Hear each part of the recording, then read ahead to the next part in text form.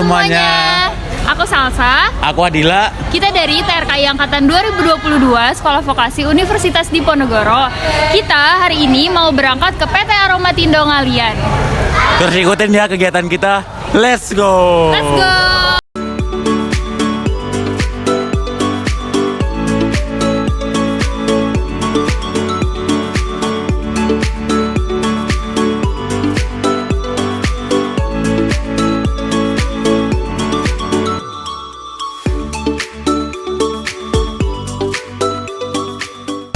Halo semuanya, di sini kita udah di PT Aromatindo yang sebelumnya kita sudah mendengar pemaparan materi dari Aromatindonya. Tapi untuk saat ini kayaknya seperti ada yang beda. Kira-kira kita mau ngapain, Cak? Nah, jadi sekarang kita udah ada di PT Aromatindonya, di workshopnya, dan sekarang kita mau lihat-lihat ke dalam kira-kira penerapan teknologi apa aja yang udah ada di perusahaan ini. Jadi ikutin kita. Stay tune.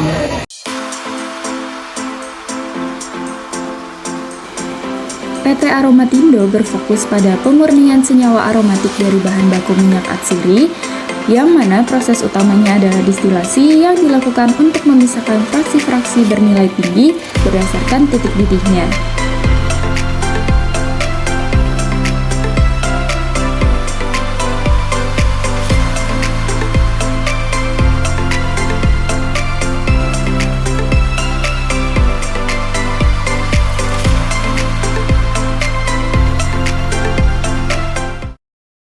Oke, baik.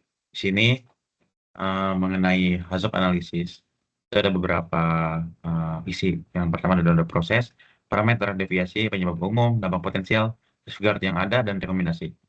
Yang pertama itu kita melihat ada boiler tank, dan parameter suhu dan deviasinya terlalu tinggi, penyebab umumnya kegagalan sensor TI atau TL5 liter overrun, dampak potensialnya degradasi minyak, crash tidak diinginkan, dan safeguard yang ada, suhu sensor T1 dan T5 kontrol otomatis heater.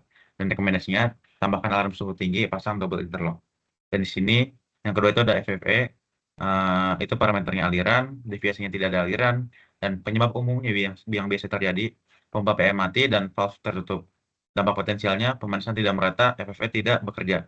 Safeguard yang ada, flow meter dan pompa PM, dan rekomendasinya tambah flow switch interlock ke sistem kontrol, dan juga tambah sistem trip heater bila T2 melebihi batas. Lalu yang selanjutnya ada kolom fraksisinasi, dan parameternya itu ada suhu dan tekanan, deviasinya terlalu rendah, penyebab umumnya biasanya suplai panas kurang dari RT, oli dingin, vakum overrun, dan bocor sistem. Namun di sini rekomendasinya pada kolom fraksisinasi itu evaluasi suhu kerja optimal tiap fraksi, pasang pressure switch interlock, dan maintenance berkala vakum line dan pompa. Lalu selanjutnya di sini ada reflux valve PA, parameternya waktu buka atau tutup, deviasinya itu terlalu lama atau mati, dan penyebab umumnya timer rusak atau pengaturan salah. Lalu rekomendasinya di sini kalibrasi timer secara berkala, pasang backup timer. Terus selanjutnya ada kondensor CN01 dan CN02, parameternya suhu, deviasinya terlalu tinggi, penyebab umumnya chiller gagal, flow air pendingin tidak ada. Dampak potensialnya uap tidak terkondensasi sempurna dan rugi produk. Rekomendasinya yaitu tambah sensor suhu, kondensor, dan alarm di panel. Lalu selanjutnya ada tangki produk DT01, 03, parameternya level, deviasinya terlalu tinggi, penyebab umumnya itu produk tidak ditarik tepat waktu, dan rekomendasinya yaitu tambah sensor level otomatis dan alarm flow. Yang selanjutnya ada sistem vakum, parameternya tekanan, deviasinya tidak vakum, penyebab umumnya pembawa vakum mati dan kebocoran sistem, dan rekomendasinya leak test sistem secara berkala dan pasang alarm tekanan. Dan yang terakhir itu ada panel kontrol, parameternya sistem elektrik, deviasinya mati total, penyebab umumnya pemadaman listrik dan overload, dampak potensialnya seluruh sistem shutdown dan proses gagal, dan rekomendasinya di sini yaitu tambah genset backup, monitoring daya 24 jam. Oke, berikutnya adalah bagian saya dan rekan saya. Saya Rizky Oki Pratama, dan 02, rekan saya Dinas Lima Mulia. Nah, yang pertama ini kita akan menjelaskan dulu nih tentang FTA, itu fault tree analysis. Jadi fault tree analysis itu salah satu analisis untuk mana suatu resiko, suatu kecelakaan di suatu industri, dan bentuknya seperti akar-akar pohon seperti ini. Itu namanya tree ya, pohon. Nah, di sini kita perlu tahu nih top eventnya apa. Di sini top eventnya tentunya adalah ledakan. Dimana dengan gate-nya atau gerbang nih yang warnanya ikon hijau ini, kita pakainya kalau di sini apa ya? N. Nah, N ini maksudnya semuanya itu akan terjadi atau top event ini akan terjadi, akan meledak apabila semuanya ini kemungkinan-kemungkinan yang ada itu semuanya terjadi. Kalau terjadi cuma satu,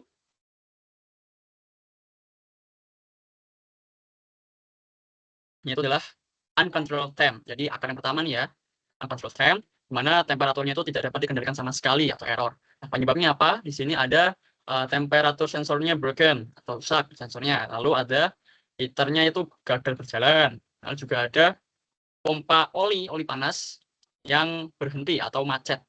Nah, di sini dia N lagi ya, gate-nya, yang dimana kalau gate-nya N, ketiganya ini harus terjadi semua, baru uncontrolled time-nya ini terjadi. Tapi kalau salah satu aja terjadi, maka aman-aman saja, bisa dikendalikan secara cepat. Nah, ini pertama untuk temperature sensor broken, itu logic gate-nya adalah OR atau. Jadi salah satu aja ini kejadian, maka temperatur sensornya akan rusak. Yang pertama, kabel sensornya rusak, lalu ada sensor internalnya itu rusak, jadi bagian intinya CPU-nya rusak, atau kalibrasi yang gagal. Kalibrasinya sangat fatal sekali kalau mau dilakukan. Lalu heater fail, logic gate-nya adalah OR, atau salah satu dari ketiga ini terjadi, maka heater fail-nya akan terjadi juga. Nah, yang pertama adalah relay SSR-nya error, atau yang untuk switch-nya itu ya, tombol menyalakan mematikan, atau wrong startup yang salah urutannya. Terus ada electricity fail, atau kegagalan dalam penyaluran arus listrik. Nah, kalau berikutnya adalah oil pump stop. Di sini logic itu sama OR. Jadi salah satu kejadian maka oil pump stop-nya akan terjadi. Yang pertama itu adalah rotor pump fail atau pompa rotornya itu gagal. Lalu ada block hot oil. Udah jalur oli panasnya itu terganggu. Jadi macet yang saya katakan. Lalu sensor panel crack atau ada kerusakan ataupun kita tidak aktifkan sensor pada panel utama. Nah, itu disebabkan oleh apa? Pertama,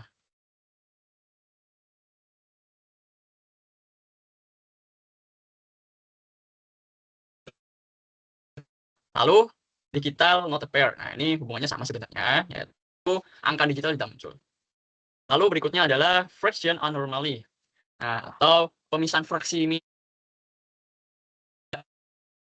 spesifik di PT Aromatindo kemarin ya sesuai suhu. Kalau sudah sesuai berarti hasilnya sesuai. Ini logiknya OR, dari flux valve stuck, timer down, block destroy friction. Reflux valve stuck itu logic gate-nya N. Yang pertama valve corrosion, ada less of lubricant, short stuff juga diakarkan kembali dengan logic gate-nya OR atau salah satu kejadian maka kejadian unfiltered oil dan collapse komponennya ada yang collapse jatuh ataupun adanya kerusakan internal. Timer down logic gate-nya OR, yang pertama adalah fire component, fail calibration, and timer stuck. Lalu yang terakhir adalah block try friction atau try-nya itu terblokade atau tersumbat. Nah, ini logic gate-nya OR. Yang pertama dirty column, heavy friction tricks atau fraksi beratnya itu mengendap terlalu banyak. Dan terakhir adalah unstable steam line, aliran uap tidak stabil. Nah, kan pakai steam ya, ataupun pemanas sejenisnya nih. Nah, berikutnya akan dijelaskan oleh rekan saya. Yaitu yang pertama adalah sistem vakum mengalami kegagalan atau ketidakstabilan kondisi. Itu disebabkan oleh 3 faktor. Yang pertama yaitu pompa vakum mengalami kegagalan kerja. Nah, dari faktor yang pertama itu disebabkan oleh 3 faktor. Yang pertama, motor vakum mengalami panas berlebih akibat jaket pendingin yang terganggu. Yang kedua, udara tidak tersaring sempurna akibat filter kotor atau rusak. Yang ketiga, pelumas pompa vakum yang habis. Untuk faktor yang kedua yaitu sistem sil pompa mengalami bocor yang menyebabkan penurunan tekanan. Itu disebabkan oleh 3 hal. Yang pertama, klem pompa kendor yang perlu dirancang kembali. Yang kedua, gasket pompa vakum yang sobek. Dan yang ketiga yaitu sambungan pipa pompa vakum utama mengalami kerusakan. Itu faktor yang ketiga yaitu vakum gauge yang tidak akurat saat pembacaan. Itu disebabkan karena 3 hal. Yang pertama, masuknya cairan atau kondensat ke dalam sistem vakum. Yang kedua, skala pompa vakum mengalami kerusakan. Dan yang ketiga, sistem pompa vakum yang tidak dikatrol dengan secara berkala. Untuk subtopik yang keempat yaitu kondensasi jauh dari hasil kalkulasi tidak optimum. Itu disebabkan karena 3 faktor. Yang pertama, chiller tidak menginginkan pada suhu yang dingin. Itu dikarenakan refrigerant untuk chiller habis dan harus segera diganti. Yang kedua, karena kompresor mengalami retakan yang menyebabkan tidak dapat mengopresi secara maksimal. Dan yang ketiga yaitu aliran air mampet atau akibat kerak atau kotoran. Faktor yang kedua yaitu karena adanya tersumbat. Itu disebabkan karena adanya kerak mineral yang mengganggu dan bagian internal unit yang mulai berjatuhan akibat umur pakai. Faktor yang ketiga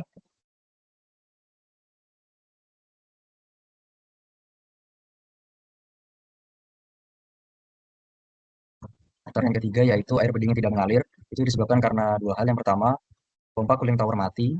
Yang kedua, ketinggalan air cooling tower terlalu rendah. Selanjutnya subtopik yang terakhir yaitu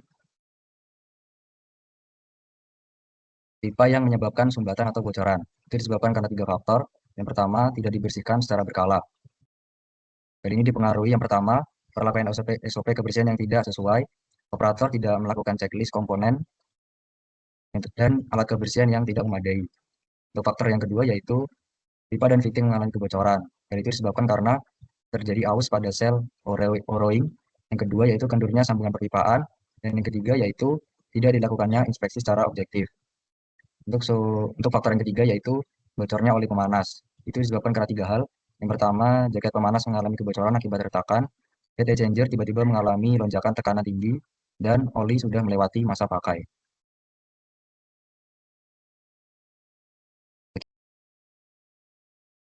Baik, selanjutnya di sini saya akan menjelaskan tentang what if analisis dari PT Aromatindo dengan beberapa alat yang terdapat di PT Aromatindo.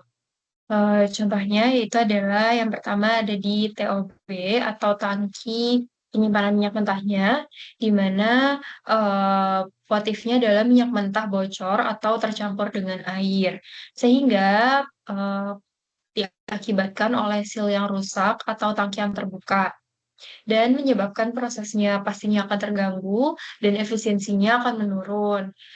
Untuk kontrolnya sendiri bisa dilakukan dengan tangki tertutup dan juga pengawasan rutin. Kemudian juga bisa ditambahkan sensor level dan detection system. Kemudian selanjutnya ada RT atau reboiler tank-nya. Reboiler tank ini what if-nya adalah pemanasan yang terlalu tinggi, di mana diakibatkan oleh biasanya sensor suhunya error atau heater-nya overrun. Nah, uh, sehingga akan menyebabkan degradasi minyak dan menghasilkan uap yang berlebih. Maka dari itu bisa dipasang sensor suhu T1 dan cut off suhu tingginya. Kemudian ditambah sistem alarm dan interlock suhu tinggi. Kemudian juga ada heater, di mana what if-nya adalah heater yang gagal menyala. Kemudian disebabkan oleh sistem listrik yang terganggu dan menyebabkan proses tidak berjalan, suhu tidak naik, tidak. Kemudian untuk rekomendasinya adalah bisa menggunakan backup heater dan juga sistem UPS. Selanjutnya ada FTE atau kolom fraksinasi, di mana what if-nya adalah pemisahan yang tidak efisien.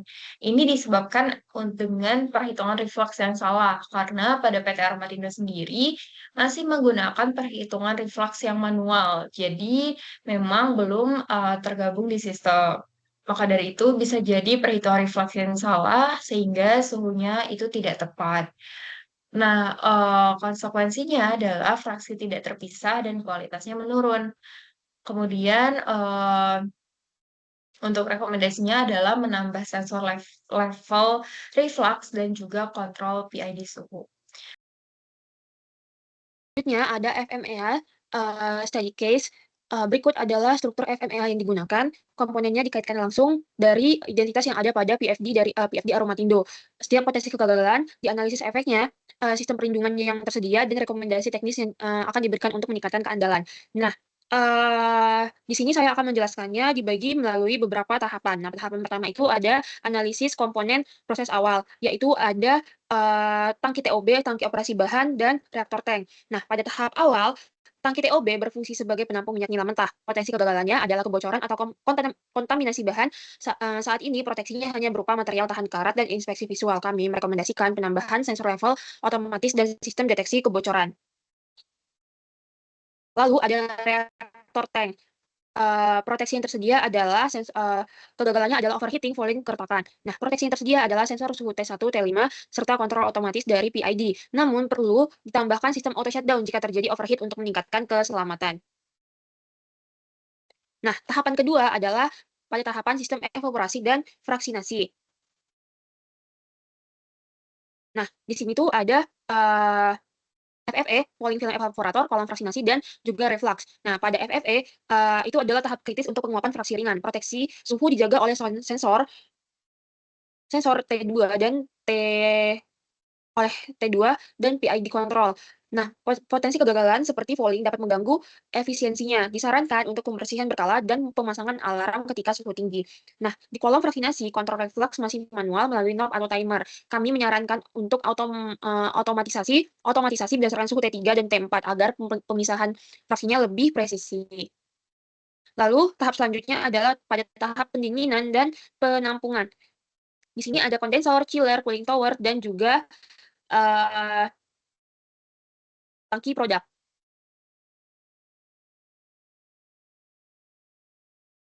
Nah, kondensor didinginkan oleh air dari chiller yang diatur otomatis oleh termostat. Namun, belum ada sensor suhu keluaran sehingga disarankan ditambahkan sebagai proteksi tambahan. Cooling tower berfungsi sebagai sistem heat rejection alami untuk menjaga stabilitas suhu pendingin. Walau sistem ini sifatnya pasif, perlu dilakukan monitoring suhu dan flow air secara real time.